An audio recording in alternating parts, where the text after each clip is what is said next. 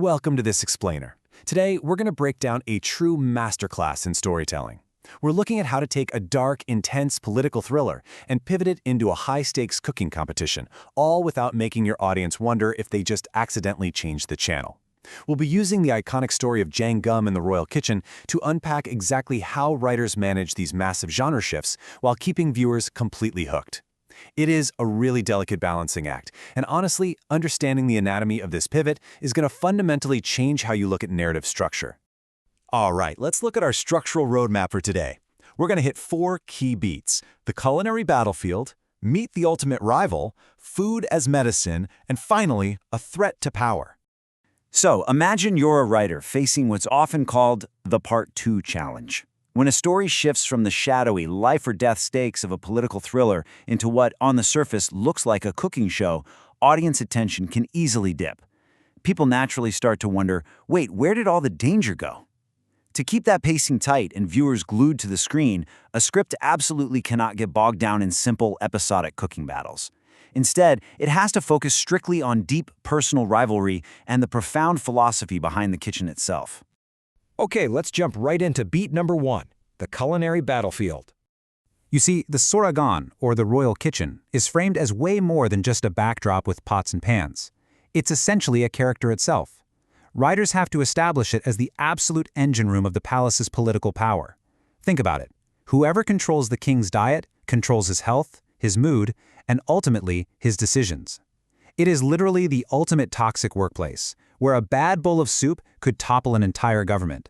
By defining the kitchen this way, the script brilliantly maintains those life-or-death thriller stakes, even when the characters are just chopping vegetables. And holding the keys to that engine room, the Choi clan. They've monopolized this power for 5 generations, hoarding massive wealth and influence along the way. Notice the visual genius here, too. You have this stark juxtaposition between the dark, corrupt, shadowy political world at the palace and the bright, vibrant, intricate Korean court cuisine. When you look at that meticulously prepared royal table, the surasong, you aren't just looking at a meal. You are looking at concentrated, beautifully plated political dominance. Into this incredibly dangerous, deeply entrenched system drops our hook. Enter Jang Geum. She has 0 political backing, she has 0 wealth. But what she does have is a photographic memory for taste and this unyielding curiosity about how ingredients interact. Dropping a raw, naturally talented hero with absolutely nothing to her name into a corrupt, 5-generation dynasty, that creates instant narrative tension. Talk about the ultimate underdog setup, right? You immediately want to know how on earth she's going to survive. Now, every great underdog needs a formidable foil to create that intense, personal conflict, which brings us perfectly to our second structural beat: meet the ultimate rival. When you stack these 2 characters side by side, the conflict just clicks for the viewer. On one hand, representing the corrupt establishment, we have Choi Kim-young. She's wealthy, classically trained from birth, and operates with cold, calculated precision, using rare ingredients and secret family recipes. On the other hand, we have Jang Geum, who operates purely on street smarts, natural genius, science, and bold experimentation. It's classic institutional power versus the scrappy innovator who finds extraordinary flavors in everyday items. This dichotomy guarantees that every single time they face off at the stove, it's a massive clash of 2 entirely different worldviews. But, a rivalry isn't quite enough on its own. To keep the audience really invested for the long haul, we need to ground these battles in a deeper meaning. That brings us to beat number 3, food as medicine. Listen to this quote from Jang Geum's mentor, Lady Han. She says, "Food is not about showing off wealth. It is about providing health and comfort to the person eating it." This isn't just a nice, heartwarming sentiment. It's a vital scriptwriting tool. This philosophy acts as the moral compass of the whole story and brilliantly sets up the massive genre shift that happens later on.